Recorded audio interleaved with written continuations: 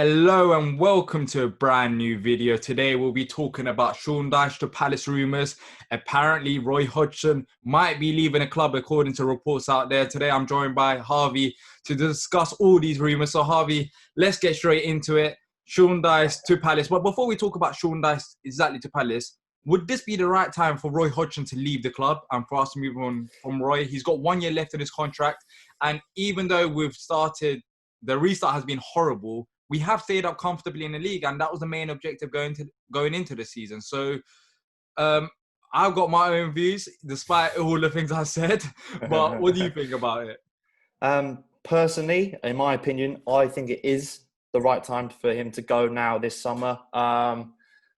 And first and foremost, yes, it's been a rough few weeks since the restart. It's been awful, hasn't it? But I don't want to take away anything. I don't want to take away anything from Roy, what Roy's done since he's come in. He's been fantastic, really, at his age, and to bring the stability back to the club when we were in such an awful spot when De Boer left, and to continue that on for the next few seasons as well. We've had some real highs, some lows as well, but that's typical Palace. So I think at the end of the day, I think we always are going to get that no matter who we have in as manager. But for me personally, I think it is time to move on. And I think it's just because the club that you feel, and it's not just Roy, I think there's a number of things in the club that need to change at this point in time.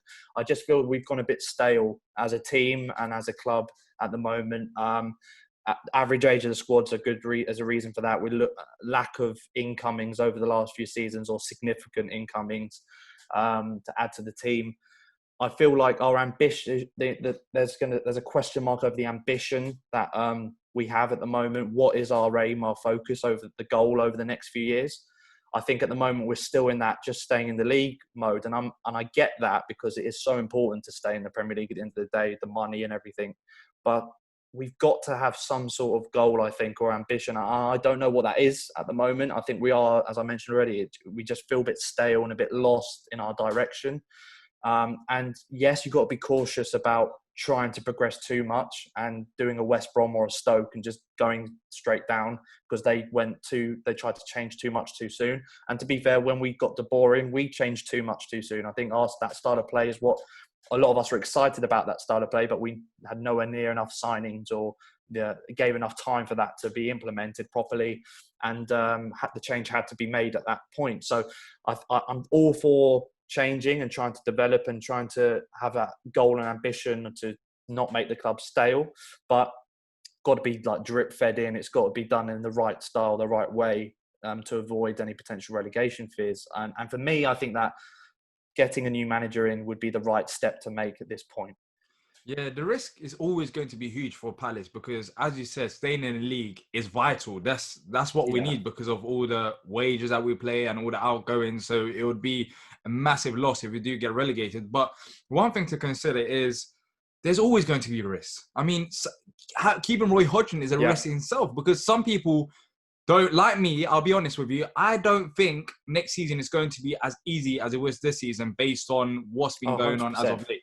Next season, we could be in deep trouble. We really can be, even under Roy Hodgson. So everything's a risk. And if you just look at clubs like Stoke and even the likes of Charlton, who keeps on getting mentioned and how they try to change it about, well, yeah, there are Charltons and Stokes, but there's also other clubs that's pushed on as well. I mean, you can argue Southampton, who they're a bit of up and down, but at least they've took risks and they're still in the Premier League, even to this day. And 100%.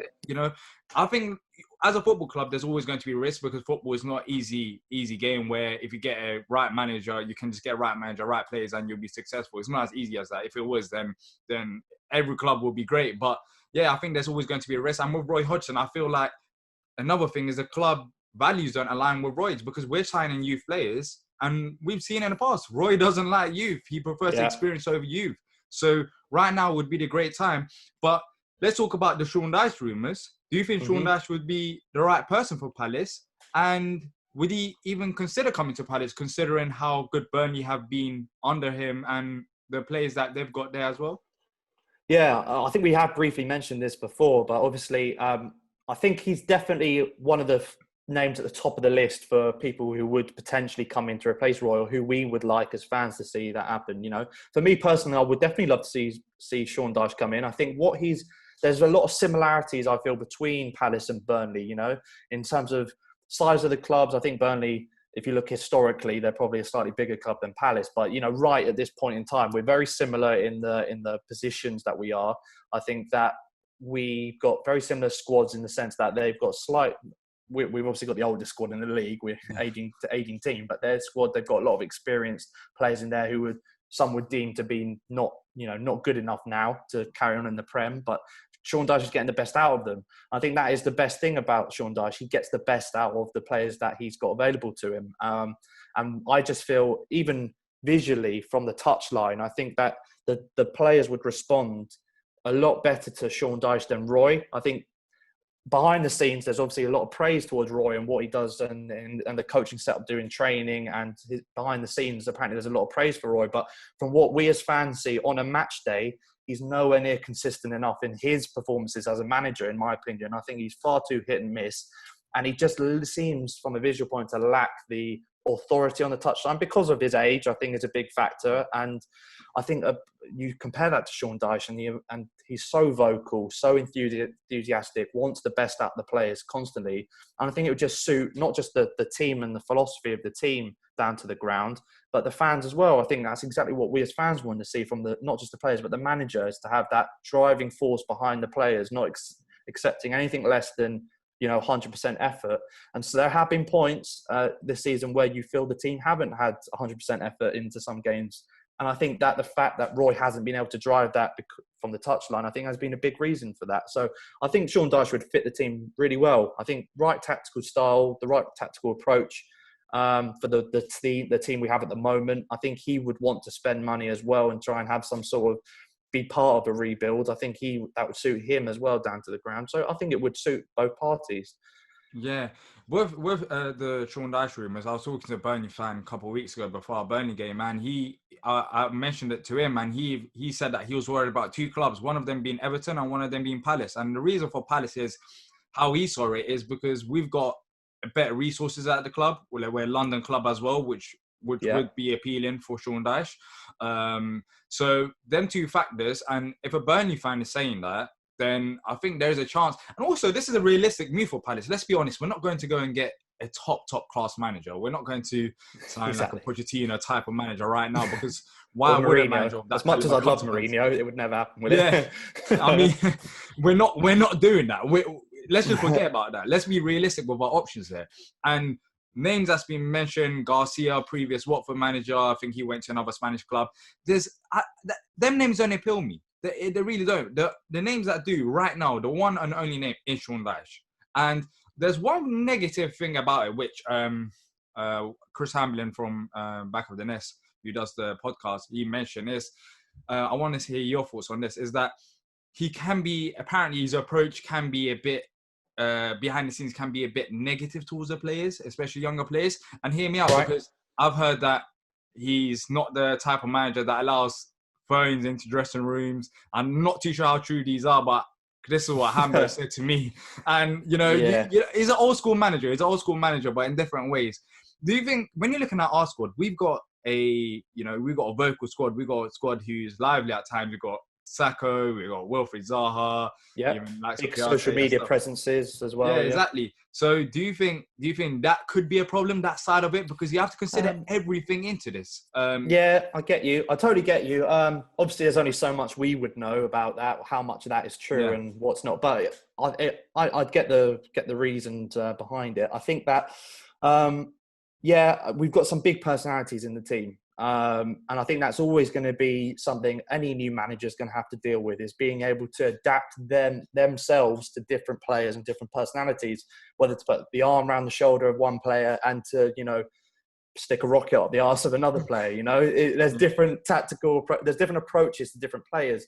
And I think that's the trademark of a great manager. All the great managers have that ability to change things up for whichever player they're coaching. So it's just going to have to be something you deal with. I think that if he has that mentality around all the players, there might be some players that, that will cause a bit of a rift, and that is the last thing you want. And that is something you'd have to address and to be able to adapt to.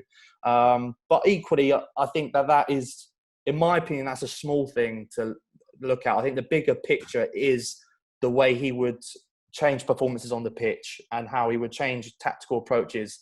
Even things as down to like substitutions. we don't even see subs anymore from Roy, and lack of substitutions. We're going to have 5 subs next season. That's been confirmed. And, good substitutions and at the right time is something as basic as that.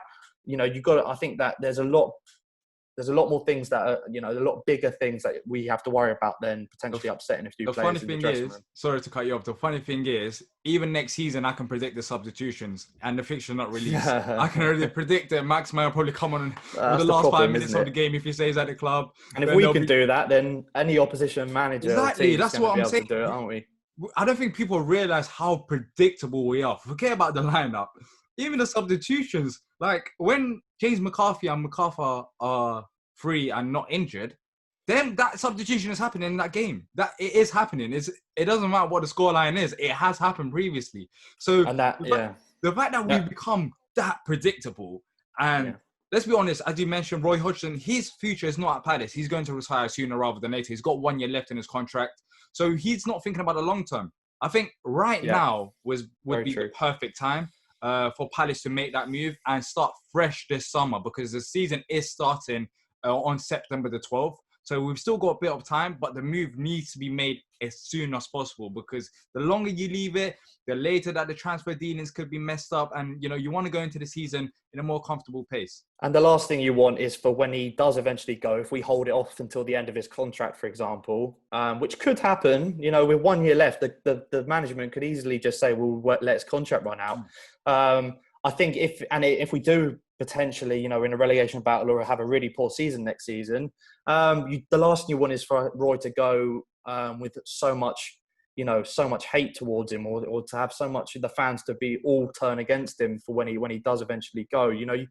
He deserves to go off, have a good send off for what he's been able to do at the club and what he's achieved in his short time here.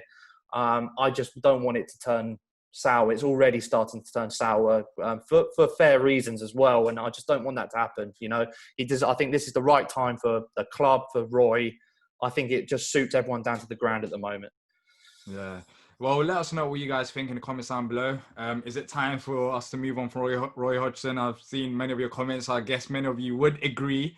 And is Sean Dyche the right man to lead Palace? Let us know in the comments down below. And until next time, up the Palace.